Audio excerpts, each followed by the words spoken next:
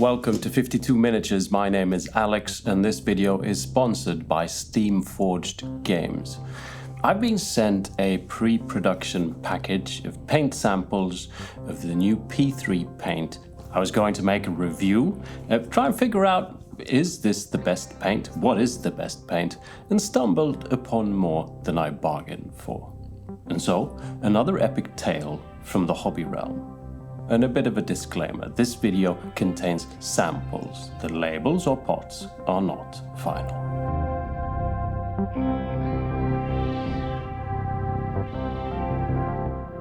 This should be straightforward. Miniature painters paint little figurines using paint. Paint comparable to fine art paints, not home decor paints. Paint suitable to paint very small things. Paint that covers well without clogging up detail. And so a review should be simple. Whatever paints miniatures best is the best paint. I wish. The relationship between a miniature painter and paints can be complicated, comparable to other relationships perhaps. Lifelong commitment or a one-time brush dip in the pot at the hobby store. And they're often non-rational relationships. The hypothetical rational painter would use a limited set of often superior quality artist-grade paint and learn how to mix any shade of the rainbow. It's often cheaper too, by the ounce. Instead, we like paints with cool names that mean nothing, like Demon Fur or Space Sky. We like buying 10 slightly different shades of the same color, maybe because it looks cool on the shelf. We like to complain about how bad the white paint is, but still keep using it. And we are nostalgic. Many painters keep on using the paint they started painting with as kids, or when introduced to the hobby throughout their hobby journey. I, for instance, already liked the paint sent to me to test before I even tested it because of nostalgia. P3 paints have been around throughout my hobby journey, eventually sadly closing down production. The revamp by Steamforged Games, bringing P3 paint back on the market, is in my opinion a great thing for the hobby. And so how does one review paint with nostalgia-tinged blood running through the veins? Well, I decided not to. Instead, I'm going to paint a bunch of miniatures using different techniques, share my experience and let you be the judge. Starting with a loose introduction and end with a comparison with some other common miniature paint lines. Let's see if we can figure out what the best miniature paint is. Steamforged have sent me a nice selection of colors and I want to paint a miniature that, for lack of a better term, is palette cleansing. Models that are new to me so that I don't fall into habitual painting. Quirky moonstone miniatures, weird little models that make me feel like I can just do whatever and it'll be okay. Now, my first model is showing a lot of skin. I automatically gravitated towards painting up that lovely belly. The paints have been sitting in the wet palette for a while because of filming and procrastination, and it has sucked up some moisture. At first I thought, should I, for the sake of you, reboot? But then I thought, nah, this'll just be like painting an hour into a sitting, and that kind of happens a lot for me, at least. Anyway, I was looking forward to a normal process of layering on paint, a simple start, but the paint made me do weird things. I started blending wet paint on the miniature, not only lighter and darker, sort of Caucasian skin tones, but also blues and reds. I tried to just do what felt right, and this is what the paint invited me to do. I loved the old P3 paints because of their range of colors. Every time I walked into a game store, I'd get inspired to paint fantasy things just by looking at the colors. Unfortunately, quite a few of the paints were kind of tricky to deal with, lacking in coverage where they made up for inspiration. Something I can say straight off the bat is that what I've got on my palette is not that. Steamforged have created a new paint. The color palette is similar, the sheen is similar, the texture is similar, but this stuff paints like it's no tomorrow compared to the old stuff. But I do think the first bit is also important. Paint can inspire you to paint. Different colors can inspire painting. Not only making us think of cool schemes, just simply making us want to sit down and paint. You might think I've just turned on the alternative mumbo-jumbo hippie talk button, but I'm being serious here. We spend a lot of time talking about smooth consistencies and coverage, but whatever soft emotions we have are as important. I have on numerous occasions picked up a bottle of paint at the game store and eagerly gone home to start using it on models. It's like buying a new pair of trainers might make you start exercising again. In the end, what is important is your health, not the brand of sneakers. Here, what is important is that you get excited about your hobby. Painting the Friar here was swift. My overall experience regarding the paint was that it made me just want to keep painting. I never stumbled on an upsetting moment that could end in a potential, nah, I'll just go play Frostpunk 2 instead. Particularly whatever happened on the skin was slightly new to me, and I do kind of blame the paint. The paint does flow well off the brush, quite handy when wanting to paint little scratches and textures like I did on the cloak. As the paint made me want to blend wet paint on the model like I did on the generous belly, I decided to give the next model a bit more of an in-depth wet blend approach. Wet blending is a technique that essentially means you blend paints on the miniature while still wet. For example, using darker and brighter shades to create shadows and highlights with rather seamless gradients in between. I zenithal primed the model, a white spray over a black base coat. I like this as a base when wet blending. I also prepared a few mixes of brown to light tan for the little puppy's fur. I often use wet blending to get a varied and interesting base coat that I can then enhance with highlights and such. There are a lot of different techniques about, and some paints are said to be better at some techniques than others. I agree and disagree. The great thing about the vast array of different paint brands out there is that they're all different. And miniature painters paint differently. The equation means that there is hopefully a paint out there that you will like more than any other because it suits you and how you paint. But most paints can be used for any technique. The slightly longer working time and consistency between the colors in the P3 paint range did, however, invite me to want to wet blend more than some other brands might. The hidden issue here, however, is that no one can really say that one paint is better than any other paint. A paint might work for you that might not work for me because of a difference in painting technique or just personal taste.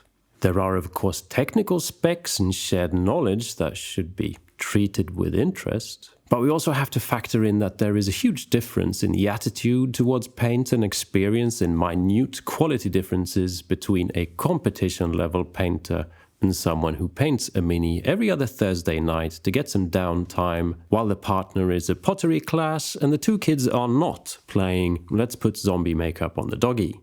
Opening that old pot of paint from when you were a kid just makes you really happy. And even though it's technically probably the worst paint, it still makes you paint, and that kind of makes it a good paint. The competition level painter would look past the dog hair in your homemade palette, study the paint sporting some magnification glass contraption, and simply faint because of the lacking pigment count. But it works for you. I've kind of complicated things, don't you think? After highlighting the wet blended puppy, as well as enhancing the shadows with very thin mixes of darker paint, the P3 paint does thin down well yet retain workable properties. I moved on with some puppy eyes. The white is rather remarkable in its tendency to flow and stay wet and paintable even in a very small brush. The goblin's armor was first a mix of black paint and a dark metallic, then dry brushed with steel. The metallic paints are smooth in look, no granular shiny bits like you get in some metallics. But I was a little bored with the one-tone uniform vibe, so I decided to sponge on some yellow paint. Like the shield was once yellow, but it's worn off and the metal underneath is showing through. This would actually have been smarter to do in reverse, paint yellow first and then stipple on metallic paint with a sponge. But perfect planning is seldom my selling point. I mean, just look at how this script is going. Anyway, this is also a little yellow test in disguise. Yellow paint can be lacking in coverage, but I was not getting any such disasters here. Again, I don't know why the goblin got an electric lance. I think I was going for wood grain and then got carried away. I just blame it on the paint, shall I? So yeah, this paint does make me happy. Is it the best paint? Well, I think we've come to the conclusion that that is not proper terminology. Is it the best paint for you? Is more the appropriate question. As a last little test, I decided to do some airbrushing. I don't really paint much with the airbrush, mostly I do my priming and varnishing with it. And honestly, I haven't really found a paint that doesn't go through the airbrush. All need some dilution with airbrush thinners and such, but regardless, I thought it would be worth putting the paint through all the tests. And the paint did, in fact, go in one end of the airbrush and come out the other with a little help of some airbrush thinner. Grub here is a lovely little miniature. I experimented a bit and in the end went for a blue back with green and orange in the front. Airbrushing is tricky. It's kind of hard to grasp how things will look when all the details are painted, but it's a great help when working through miniatures a little more swiftly. Well, at least getting through some of the boring stages swiftly. What did become rather apparent when spraying on different paints was that so many of the shades that were sent to me go well together. The P3 color range still continues to inspire, and I think it's well curated. They're not exact copies of the old range. Some colors vary slightly, but they're close enough to tickle my itch. This is indeed the big win in my book of miniature hobby paints over artist style paints. I don't really get inspired by a set of primary single pigment paints in the same way. They feel more like tools in that regard. At times very handy tools and at times supreme paints, but I just love when an entire paint range oozes fantasy and sci-fi vibes and not just smells like toolbox. Now I can hear some of you, insides screaming, we get it. You like the paint. Also, you think we should be in touch with our hobby emotions more and care less about technicalities. But for the love of little plastic toy soldiers, can you be more specific? I've been force-fed YouTube's how to or how not to for almost 10 years now, and you haven't even used the word scam yet. And I can see your predicament. There is indeed a lot of paint out there. And what makes this one any different? So I went to my great local friendly game store, Alpha Spiel. Don't forget to support yours, by the way. And I had a look at the paint section. For the unintroduced, this probably looks ridiculous. How can we need this much paint? And this much choice?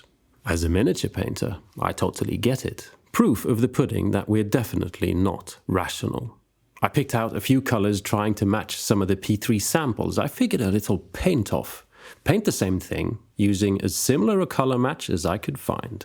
Mix all paints to a similar consistency. Allow only one layer per step. Once done, we should be able to see what paint performs best. All round. Simple, right?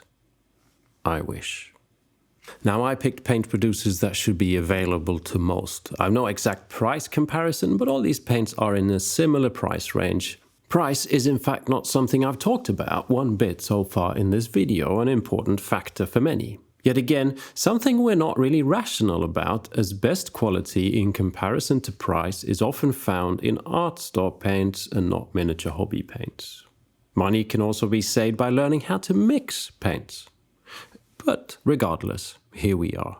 Side note, the Games Workshop pot contains a lot less paint than the other ones. For relevant information regarding the price of the P3 paints, check the links in this video description.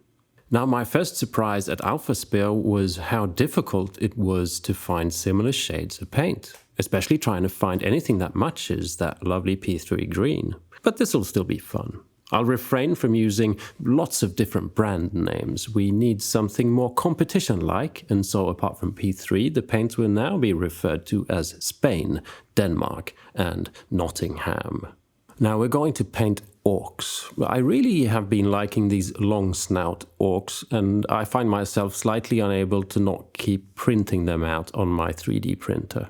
I have some favorite ways of painting orc skin, and this is one of them. It's the same method as used on the Goblin previously. It will do well as a test, I think. Also, the orcs can hack the loser to bits when done, only fair. Over a black primed orc, we start with a magenta. First off is P3, slightly watered down. It will then be followed by Spain, Denmark, and finally Nottingham. All watered down to a similar consistency as possible, and I try to stick to the one layer only rule. May the best paint win. The principle here is that we start with a magenta. It could be a red or even an orange or verging on burgundy. Later on, when covered with slightly thin green paint, the green will appear more brown in places where the paint is thin, because green plus red equals brown. Also, one can leave some spots of magenta in recesses here and there to give some lovely contrast to the green and the character of the skin. And so when proceeding with the green, P3 again slightly watered down. Well, I kind of wish I'd watered it down more, as this covers the magenta almost too well. Spain, not so much. You can see the very big difference on the cheekbone where the green has dried. Denmark, well, Denmark unfortunately has the least comparable green. This one is a lot cooler and less vibrant, more like a grey-green, but I couldn't find anything that was closer. And finally, Nottingham. Now, I'm going to be nice and say that yes, I remember what I said about nostalgia, and that a lot of people probably use Nottingham paints because this is what they get when they go into a a Nottingham store. And I'm happy for you. And yes, I'm sure many a painter has won competitions with this paint. But could I perhaps persuade you to take a look at the other contestants here and maybe just try a few bottles to see what you think? Anyway, when looking at the orcs now, green or greenish, side by side, I was starting to see a slight crack in the glass that is my ultimate paint test. Unfortunately, again, soft value based and contradictory to the whole point of the test. And this was worrying me. My attempt at being a normal YouTuber failed again, stumbling not on the finish line, more like running in the wrong direction as soon as I heard the start gun. But let's continue unawares for just a little while longer. The next step is to mix some white and yellow into the green to create a brighter green and apply that as a layer of highlights to the skin. I'm attempting to be rather rational with time, letting the first P3 painted orc decide the swiftish pace and then giving the others the same attention span. And the more I start getting orcs that look okay, look like mean green fighting machines and all that, the less I see the different faults and or beneficial properties in the various paints. I see the difference in color more than anything. I continue to put the paints through the test, brown, yellow, metallics, and finally mixing grey from black and white. And here's what's wrong with the test. The colors are not identical and contain different mixes. A more vibrant brown probably covers less well than a greyish brown. A whiter pale yellow will cover better than a vibrant warm yellow because it has more white in it. In real life, we compensate for these things and adapt according to the paint. And so the result on the minis are not really what would happen if we used these paints in a real life situation. But here is what I can take away from the test. Of all the ranges of paint, the P3 felt like the most consistent paint. The different colors paint similarly and have similar consistency and coverage and so on. Meaning there's no big surprises like this one all of a sudden. This is after stirring it with a toothpick for a minute or two. Anyway, the P3 paint also covers well. At times almost too well, yet with a consistency that feels kind of like thin flowing paint. I need to learn how to thin the paint more for certain applications. In hindsight, I think these paints would be especially great for beginners. Personally, I thought they were the most fun to paint with, and orc number 1 was the most fun to paint. And as we are irrational, this weighs heavily. I don't want to be too rude, but the Nottingham paint, for me personally, is not something I will use in the future. However, there is one annoying lesson. From afar, I like the skin variation on the Nottingham orc best, because the paint did not cover well. The different layers have blended together, showing more magenta, but also a lot of different green tones. This is a fluke in the experiment, but a nice little twist that goes to show that I was probably right from the beginning. I should not be doing this review. You should. The best way to find the right paint for you, the best paint, is to try different brands of paint. You have to pick your own winner. I can't do it for you. I think it's important to stay curious. New paints come along and they are worth trying. It might be what you need in the evolution of your hobby, or just something to keep you inspired. If you would like to try the P3 paints, go check out the late pledge on GameFound. As of this video's release, there is still a chance to get your hands on some great bundles. As you've seen in this video, the samples of paint came in pots, just like the old school paints. This is still something you can get through the crowdfund campaign, or if you wish, the now standard dropper bottle. All relevant links can be found down in the video description. And so, in the end, the best paint in my book is the one that gets me painting and keeps me painting. And for now, that's been the new P3 paint. So I guess it's passed the test. Thank you for watching, and thank you to Alphaspel for helping me out with some filming. Thank you to my dear patrons. I'd be honored if you, yes, you watching, if you'd consider supporting the production of these videos by joining the Patreon. I'd also very much appreciate a like and a comment of what you thought about this video. And I hope to see you in the next one. Bye.